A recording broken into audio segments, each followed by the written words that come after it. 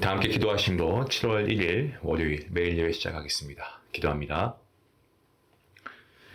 우리의 산성이시고 힘과 방패이신 하나님, 오늘도 우리가 매일 예배를 통하여서 하나님의 말씀의 자리, 또 우리에게 주신 은혜의 자리로 나가게 하시니 감사합니다. 하나님, 오늘도 우리가 구원받은 주님의 자녀답게 살기 위하여 복음을 살아내기 위해 수고하고 애쓰는 성도님들의 마음을 주님께서 아시오니, 아버지, 세상 가운데 핍박과 환란이 있다고 하더라도 저희가 기꺼이 주님께서 걸어가신 그 길을 함께 걸어갈 수 있는 믿음을 허락하여 주시옵시고, 힘들고 어려운 이러한 신앙의 여정 가운데서 이 시간 성도님들의 마음을 주님께서 위로하여 주시고, 상하고 깨어진 심령이 있다면 주님께서 한량없는 은혜를 더하여 주시옵소서. 정말 하나님께서 영광 받으시는 그러한 예배가 될 수 있길 원합니다. 또한 우리에게도 말씀을 통한 그 놀라우신 은혜가 충만할 수 있기를 간절히 사모합니다. 하나님, 우리 안에 이 시간을 사모하는 마음 허락하여 주시옵시고, 예배의 자리에 기쁨으로 나오는 모든 자에게 하나님께서 준비하신 놀라운 은혜와 축복을 더하여 주시옵소서. 하나님, 이 시간 주님께서 우리 성도님들을 붙잡아 주시길 간절히 기도합니다. 하나님, 우리의 삶이 아무리 빈곤할지라도 우리의 영이 궁핍하지 않도록 도와주시옵소서. 항상 저희가 이 매일 예배를 통하여서 영적인 공급을 충만하게 받게 허락하여 주시옵시고, 그리하여서 이 예배 가운데 하나님의 말씀을 통하여 우리에게 살아갈 힘과 능력을 더하여 주시옵소서.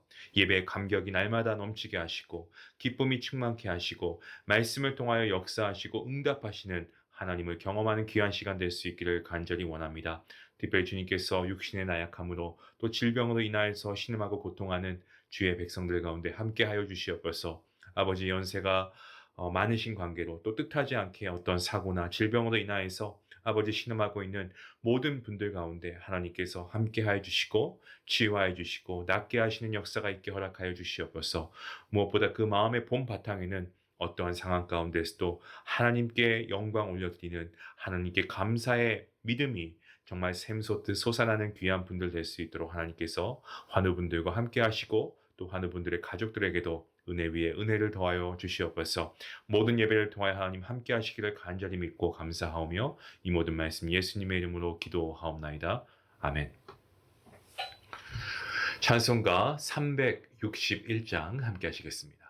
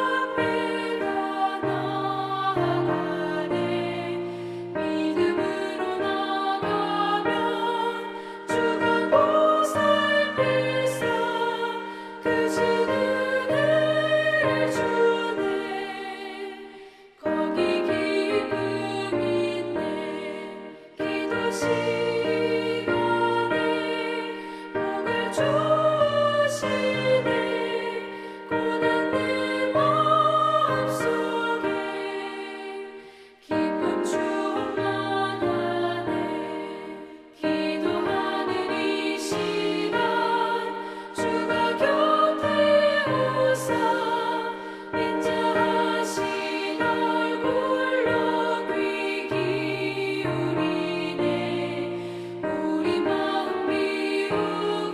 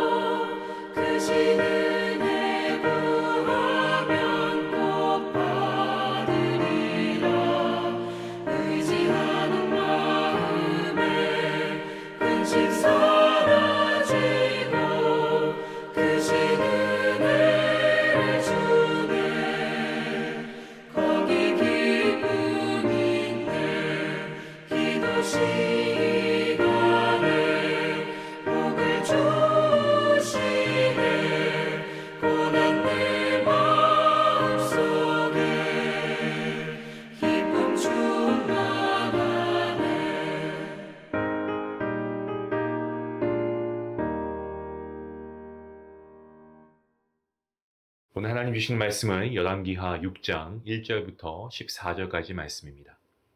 우리 함께 말씀을 한 목소리로 읽도록 하겠습니다. 함께 봅니다. 선지자의 제자들이 엘리사에게 이르되 보소서 우리가 당신과 함께 거주하는 이곳이 우리에게는 좁으니 우리가 요단으로 가서 거기서 각각 한 제목을 가져다가 그곳에 우리가 거주할 처소를 세우사이다 하니 엘리사가 이르되 가라 하는지라.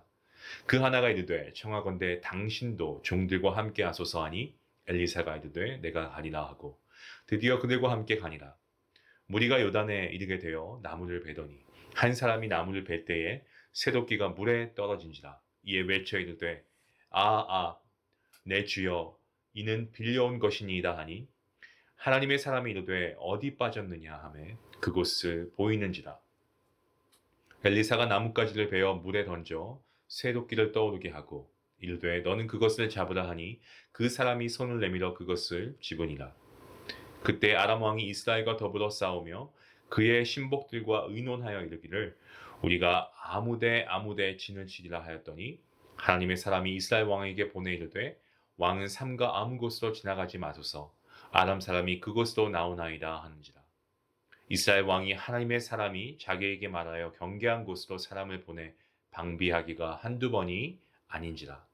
이러므로 아람 왕의 마음이 불안하여 그 신복들을 불러 이르되 우리 중에 누가 이스라엘 왕과 내통하는 것을 내게 말하지 아니하느냐 하니 그 신복 중에 한 사람이 이르되 우리 주 왕이여 아니로소이다.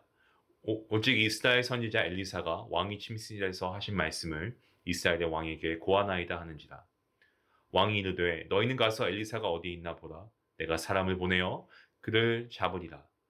왕에게 아뢰어 이르되 보라 그가 도단에 있도다 하나이다. 왕이 이에 말과 병거와 많은 군사를 보내매 그들이 밤에 가서 그 성읍을 애워쌌더라.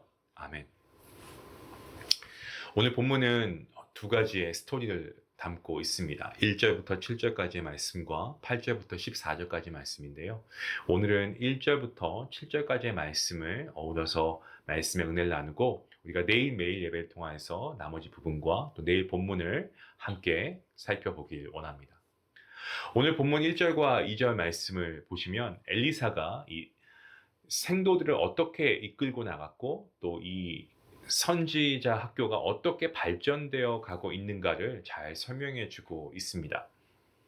선지학교 생도들이 거주하는 곳이 그리 넓지 않았던 것 같습니다.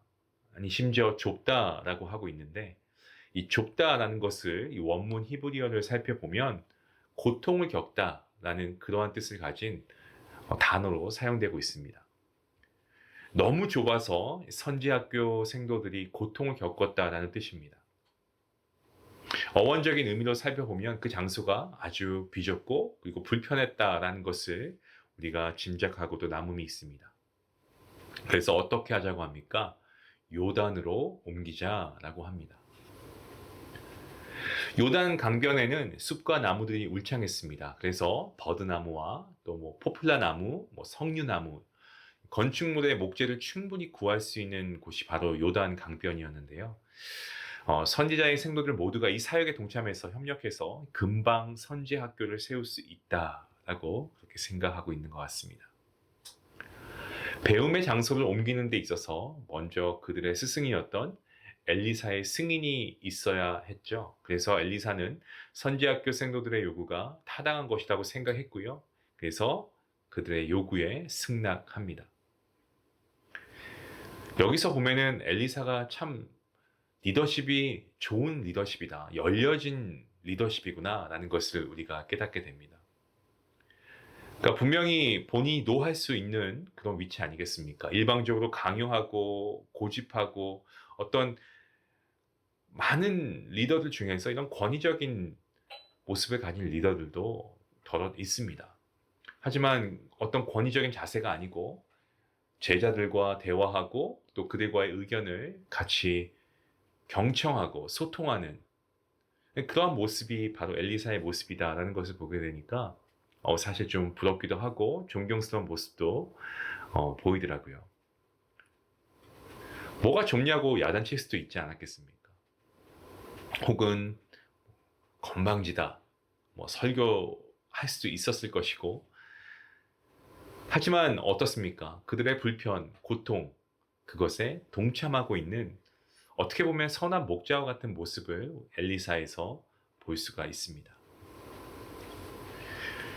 자기 암시의 창시자라고 하는 이 프랑스의 한 인물이 있습니다. 약사였는데 에밀 쿠에라고 하는 사람이 있는데 자기 암시라는 방법을 통해서 인간이 가지고 있는 어떤 내포되어 있는 잠재의식을 원하는 모습으로 바꾼 인물이 있습니다. 그는 항상 반복했던 게 있습니다. 그게 뭐냐면 나는 날마다 모든 면에서 점점 더 좋아지고 있다. 이것을 계속 반복했다고 합니다. 그래서 건강한 자아상을 만들고 행복한 인생을 살 수 있다라는 어떤 긍정적인 신념을 강화시켰던 인물이 바로 이 프랑스의 에밀 쿠에라고 하는 인물입니다. 사실 우리가 항상 그렇지만 아침에 일어나서 정말 감사하고 기쁘게 시작하시는 분들도 있지만 아마 대부분의 모든 분들이 오늘 하루를 또 어떻게 살아야 할까? 사실 걱정부터 앞서는 것이 사실입니다. 우리가 믿음으로 우리가 하나님께 기도하며 나아가는 모습 가장 첫 번째고요. 그리고 오늘 우리도 한번 이런 긍정적인 마인드를 가져보면 어떨까요? 우리가 원하는 일이건 원치 않는 일이건 우리가 날마다 그 일을 통해서 우리가 성장해 가고 나아지고 있다. 한번 이렇게 긍정적으로 우리 자신에게 어떤 건강한 자아상을 만들 수 있도록 노력해 보는 것도 좋은 모습이 아닐까 생각합니다.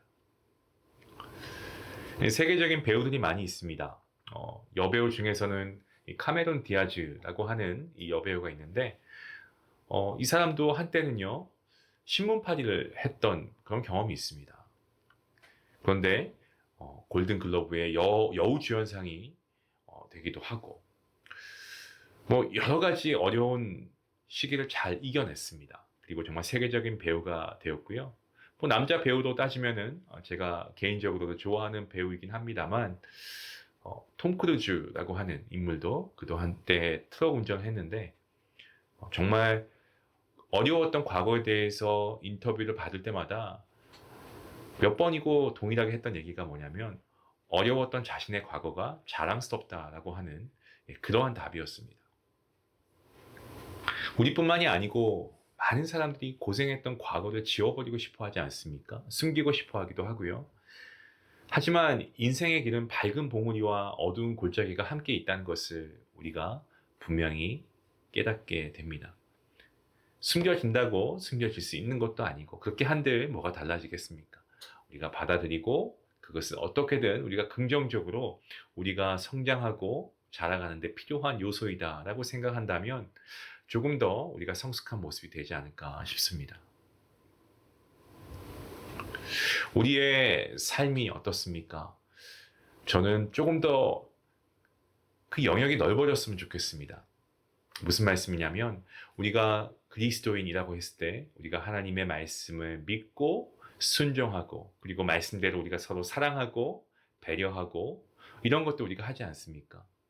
근데 우리가 이것을 너무 좁은 단계로만 생각하지 말자는 거예요. 그러니까 우리 믿는 사람들, 우리 교회 공동체만 그렇게 하는 것이 아니고 우리가 정말 더 이 영역을 넓혔으면 좋겠습니다.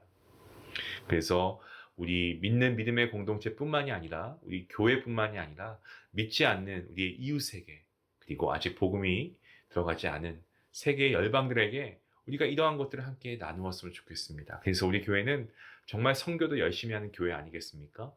우리 각각의 목장들마다 섬기시는 선교사님들도 계시고 기도와 물질을 후원하지 않습니까? 여러분 정말 잘하고 계시는 겁니다. 우리가 계속해서 이러한 것들을 잘 해나갈 때에 우리의 믿음의 영역은 넓어질 것입니다. 우리가 정말 이러한 삶을 살아갈 때 하나님께서 영광 받으시고 우리의 삶을 축복하시는 줄로 믿습니다. 이러한 귀한 믿음을 계속해서 우리가 잘 이어가고 또 우리의 후배들에게 다음 세대에게 전달할 수 있는 그러한 우리 모두가 될 수 있기를 간절히 원합니다.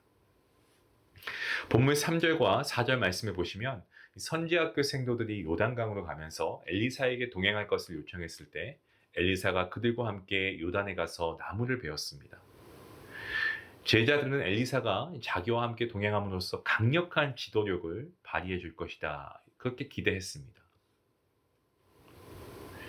성도들은 어떤 일을 착수함에 있어서 먼저 하나님께서 그 일을 이루어 주시는 분임을 믿고 모든 것을 의논하고 결과를 하나님께 맡겨야 하는 줄로 믿습니다.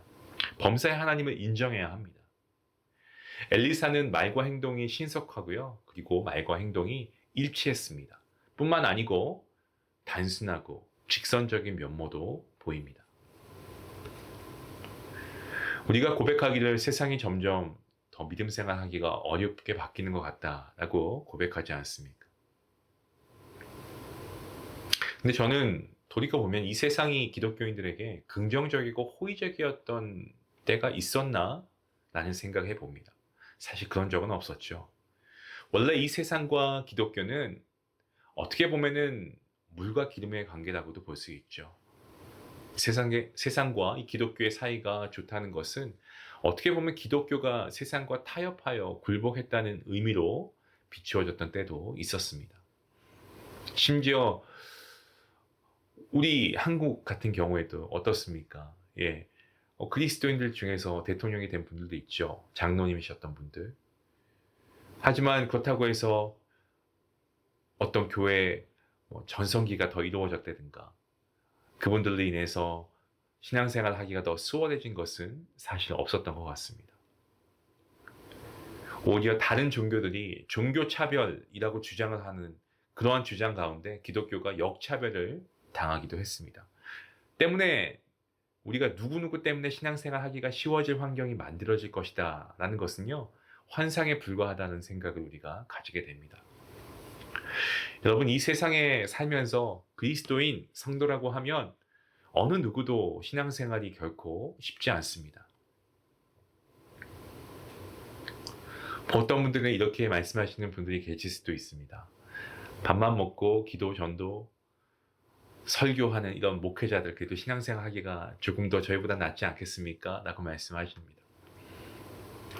그러면 저는 이런 예를 들어요. 수도원에서 의식주 걱정 없이 그야말로 기도하는 일만 전무하는 수도사 분들은 신앙생활 하기가 쉬울까? 저는 절대 그렇지 않다라고 생각합니다. 이 수도사들의 신앙생활 환경이 정말 힘들고 어렵습니다. 그러면 도대체 누구의 신앙생활이 가장 쉽냐? 이 세상에 살아있는 한 마귀는요, 끝까지 우리의 믿음을 흔들 것입니다. 우리의 신앙생활을 방해할 것이기 때문에 이 땅에 거하는 동안에는 우리가 예수님 믿을 생각 그 하나만 분명하게 있다면 우리가 믿음이 흔들리고 또 우리가 어떤 유혹이나 어떤 시험이 있다고 해도 우리는 굴복해서는 안 됩니다. 바꿔 얘기하면 마귀는 끝까지 우리를 흔들 것이기 때문에 우리가 예수님만 바라보고 우리가 말씀을 붙들고 나아가야 한다는 거죠. 우리가 환경에 영향을 받지 않는다라고 하는 것은 거짓말일 것입니다. 하지만 우리가 최대한 노력해서 이러한 환경이 우리를 이끌어가지 않도록 이러한 환경을 통해서 우리의 믿음이 흔들리지 않도록 우리가 믿음을 계속해서 우리가 그 믿음의 분량을 채워나가야 합니다. 우리의 믿음이 자라가야 합니다. 우리의 믿음을 하나님께서 작더라도 우리가 정말 이 믿음을 가지고 하나님께 사용됨을 당하려면 우리의 믿음을 잘 지켜나가야겠죠. 어떻게 그게 가능합니까? 네, 맞습니다. 하나님의 말씀으로 가능하고요. 하나님께서 우리와 함께하면 가능합니다. 우리가 하나님과 함께하면 어떠한 환경에서도 믿음을 지키고 하나님께서 우리에게 주신 사명을 잘 감당할 수 있음을 믿습니다. 선지학교 학생들이 엘리사와 함께할 때 요단으로 넓게 갈 수 있었고요. 그리고 잃어버렸던 도끼도 찾을 수가 있었습니다. 하나님과 함께라고 한다면 불가능이 없습니다. 하나님께 우리가 구하면 하나님이 함께 하시면 능력을 받게 되고 우리가 은혜롭게 믿음 생활 해나갈 수 있습니다. 여러분, 하나님과 가족과 우리 믿음의 성도들이 하나가 되어서 우리 하나님께 영광 올려드리는 하나님을 기쁘시게 하는 삶을 살아갈 수 있기 원합니다.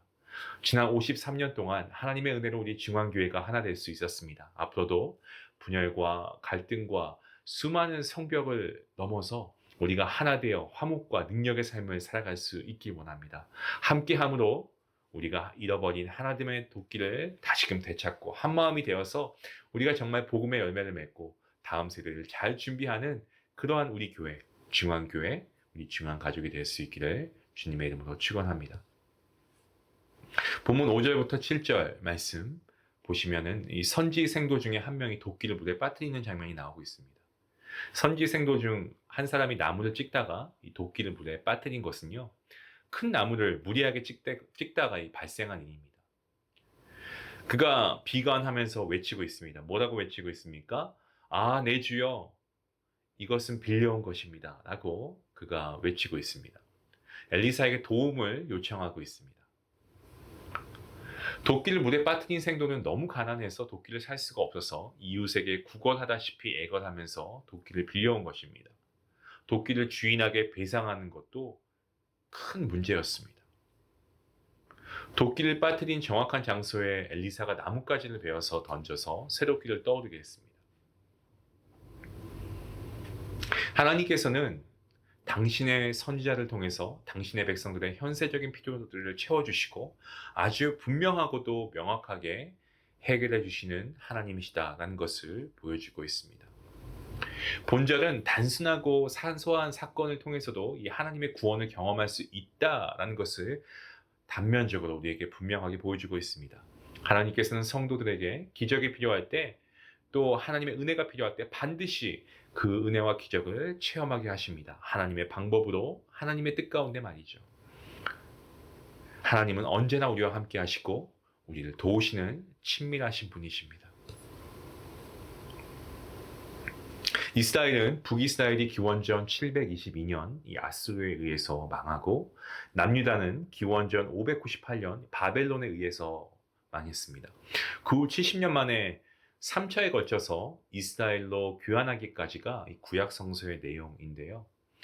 로마의 속국이었던 이스라엘은 주후 70년에 로마의 디도 장군에 의해서 완전히 망하게 되었고, 유대인들은 다시 전 세계로 뿔뿔이 흩어지게 되었습니다.